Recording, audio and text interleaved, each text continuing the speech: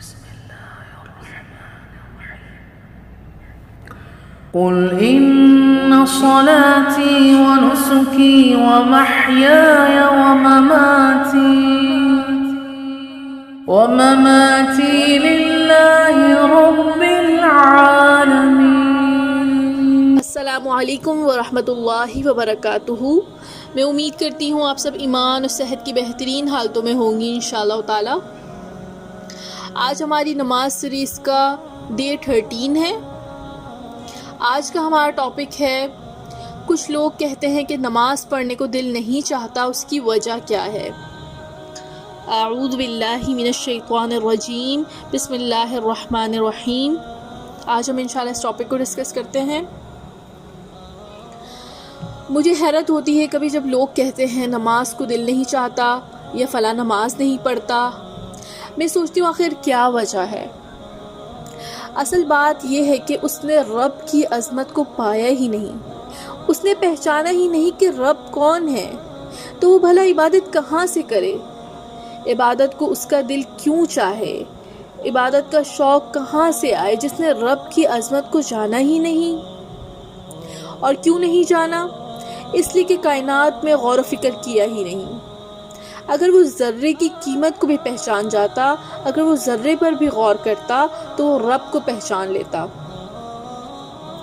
آپ کو معلوم ہے کہ ذرہ جب ٹوٹتا ہے تو کتنی بے پناہ طاقت نکلتی ہے۔ اگر اللہ کے اس قانون ہی کو جان لے تو واقعی وہ اللہ کی عظمت کے آگے اپنے آپ کو جھکا دے۔ اگر وہ صرف ایک سورج پر ہی غور کر لے کہ کیا چیز ہے یہ سورج، اور کئی ستارے ایسے ہیں جو سورج سے بھی کئی گنا زیادہ بڑے ہیں۔ ایک مقام اور ایک موقع ایسا آتا ہے جہاں انسان کی حد ختم ہو جاتی ہے، جہاں وہ نہیں جانتا کہ اس کی دوسری طرف کیا ہے، لیکن صرف اگر اپنے شمسی نظام کو ہی لیں اور شمسی نظام کو اگر اپنی کہکشاں میں دیکھیں تو شاید آپ کو شمسی نظام ایک نقطے کے برابر نظر آئے، ایک دور پڑی ہوئی کوئی کونے میں کوئی چیز۔ سورج اور زمین کا فاصلہ 93 ملین میل ہے، تو آپ سوچئے ایک ستارے کا دوسرے سے فاصلہ کتنا ہے۔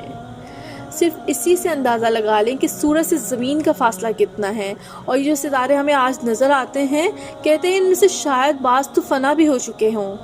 کئی نوری سال کے فاصلے سے ان کی روشنی آ رہی ہے، وہ روشنی ہے جو اب تک باقی ہے اور ہم تک پہنچ رہی ہے، شاید ان کا اپنا وجود بھی باقی نہ ہو۔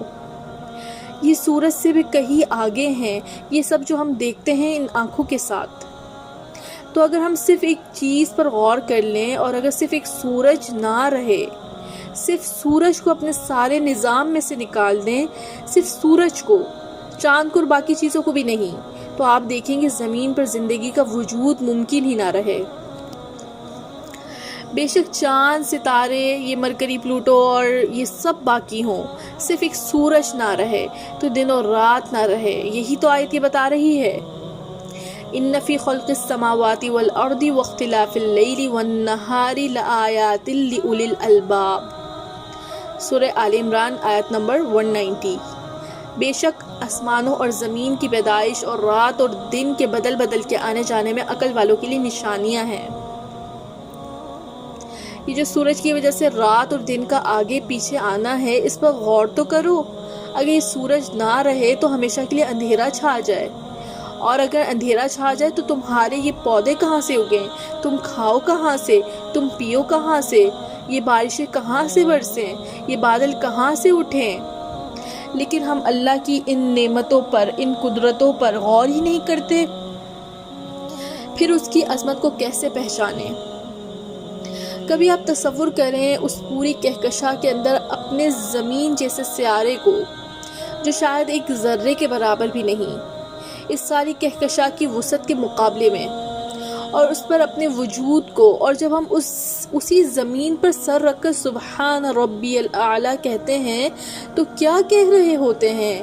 یقین مانے کہ اگر واقعی ہم رب کی عظمت کو اور رب کی بڑائی کو دل سے مان لیں تو سجدے سے سر ہی نہ اٹھا سکیں، اور اس کے مقابلے میں اپنی پستی، اپنی کمیوں کو تاہی کا احساس ہو جائے تو واقعی ہم اللہم اغفر لی جو سجدے میں پڑھتے ہیں وہ واقعی دل سے پڑھیں۔ اور واقعی ہمارے آنسو بہہ پڑے، لیکن چونکہ ہم غور و فکر ہی نہیں کرتے، ہم سوچتے ہی نہیں، ہم رب کی عظمت کو پہچانتے ہی نہیں، لہٰذا نماز کو بھی دل نہیں کرتا، اور وہ محبت ہے ہی نہیں اندر، تو تقویٰ کہاں سے آئے گا؟ تو ہمیں نماز میں دل لگانے کے لیے اللہ کی عظمت کو پہچاننا بہت ضروری ہے، اور ہمیں تقویٰ اختیار کرنا بھی بہت ضروری ہے۔